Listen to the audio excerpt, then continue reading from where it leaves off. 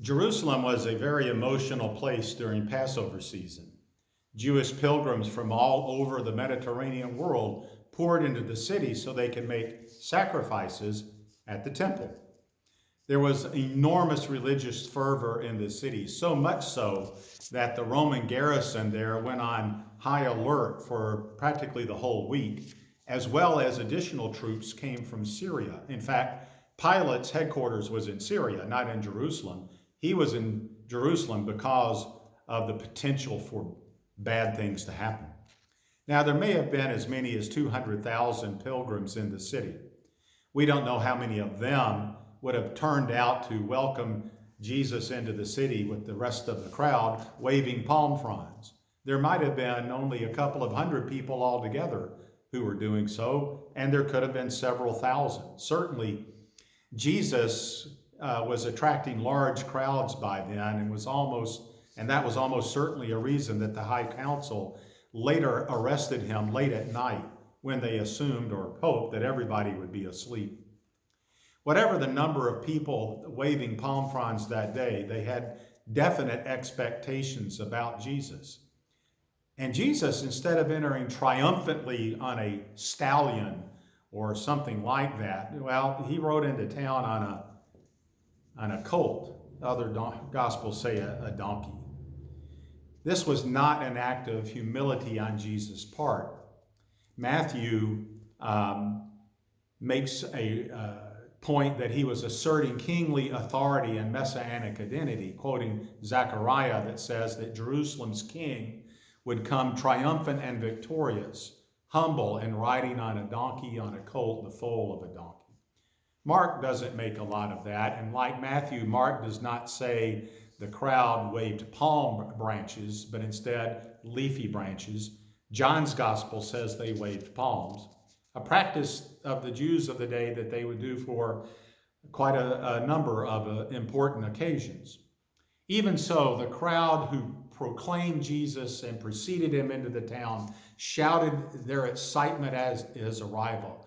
Hosanna, they shouted, which translates, save us. Blessed is the one who comes in the name of the Lord.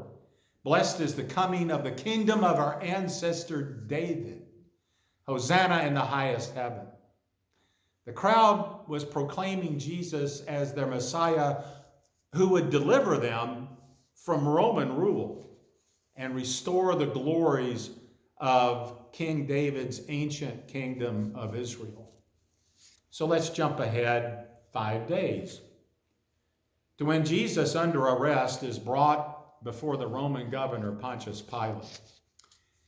Now, at the festival, he used to release a prisoner for them, anyone whom they asked. Now, there was a man named Barabbas who was in prison with the rebels who had committed murder during the insurrection.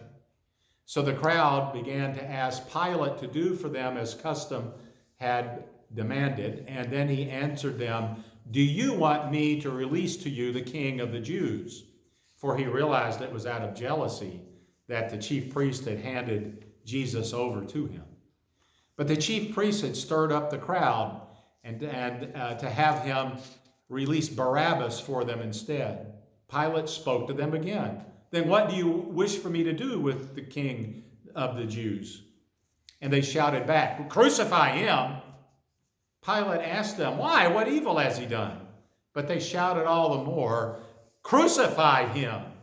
So Pilate, wishing to satisfy the crowd, released Barabbas for them. And after flogging Jesus, he handed him over to be crucified. You know, the difference between a crowd and a mob is quite thin. Crowds cheer, mobs riot. Now, the people who had cheered Jesus on Sunday were not the same people who demanded his death on Thursday. The Sunday crowd were ordinary men and women who had lined the roads on their own account to welcome Jesus. They lived near, but not in, Jerusalem. To live inside the city walls in that time, you had to be politically well connected. Probably many of those pilgrims who were at the city streets as Jesus entered were there mainly out of curiosity. But the crowd that demanded Jesus' death only a few days later was handpicked by the high priest. They were men whose position and livelihood depended on Pilate's favorable opinion of them. In fact, the high priest himself took that office only with Pilate's approval. The men of that crowd, and they were almost certainly all men, may have watched Jesus' Sunday entrance, but they didn't wave a palm frond. It would have alarmed them rather than given them hope. And yet I still have to wonder how many of the Sunday people would have joined the Thursday mob if they had been given the chance to do so. For centuries, Christians have commemorated Palm Sunday by waving palm fronds in a celebratory processional into the sanctuary. That's our custom too when we're meeting together. I've read that this church tradition began centuries ago as a way that Christian pilgrims to the city could learn of Jesus' last week. It was a very early form of interactive learning. But is it really such a great thing to pretend that we are part of that palm-waving crowd? You know, as I mentioned last week in the Gospels, the crowds never get it. In the Gospels, the crowds are pretty much always clueless. So when Jesus rode into Jerusalem on a colt or a donkey, the crowd cheered him. Why? No one, including the disciples, had the slightest notion on that day that the Messiah would be other than a political figure. Devout Jew, of course, but a political leader mainly, who would return Judea to full independence. And that meant a kingly military leader. That the Messiah himself might never think of such a thing was simply not part of the picture. And that the Messiah would be executed by the Romans would have been thought to be impossible. Certain proof that, in fact, he was not the Messiah. Importantly, that the Messiah would save Israel by his death, and then actual bodily resurrection would have struck them simply as insane. The Gospels are clear that even after Jesus had explained all of this to the disciples on the way to Jerusalem, even they simply dismissed it. So on Sunday, the crowd cheered Jesus mostly from their own selfish ambition of what they wanted him to do. They hoped first that he would reclaim the throne of David, which was contested at the time by Herod the Great's 3 sons and daughter. And they hoped that Jesus, divinely assisted, would lead an uprising against the Romans that would drive the Romans from Judea. Jesus, of course, planned to do neither one. After all, he already had possession of the throne of David, which the angel Gabriel had told his mother Mary way back in Luke in chapter 1. As for raising an army, what use would that have been to someone who could summon unnumbered legions of angels to his side? Jesus surely knew what the crowd expected, and just as surely knew that he was not their man, not like they wanted. But let us not be too hard on those cheering Jerusalemites. We cannot blame them for wanting to be free of oppression, and nor should we scorn them for not knowing that Jesus was destined to be crucified, dead, and buried on the 3rd day then to rise from the dead. That was still a week away or so. All the Palm Sunday people knew about Jesus was that he loved God. He spent a lot of time with unlovable people. And he was known to work miracles now and then, and he was a compelling preacher who verbally fought with the powerful and influential people of the Jewish nation. And you know, there really wasn't a lot more to know about Jesus 5 days before he was executed as a religious heretic and political insurrectionist. Everything that makes us know Jesus as the Christ springs from Easter, a week from now, not Palm Sunday. It is Easter, not today, that defines our faith. Unlike the crowd shouting, Hosanna, 2,000 years ago, we know Jesus as the risen one, the King of Kings whose throne is infinitely more glorious than that occupied by David or his descendants. So that being so, why on earth would we celebrate that crowd of 2 millennia ago? Perhaps we should do so to remind ourselves that all earthly glory is fleeting.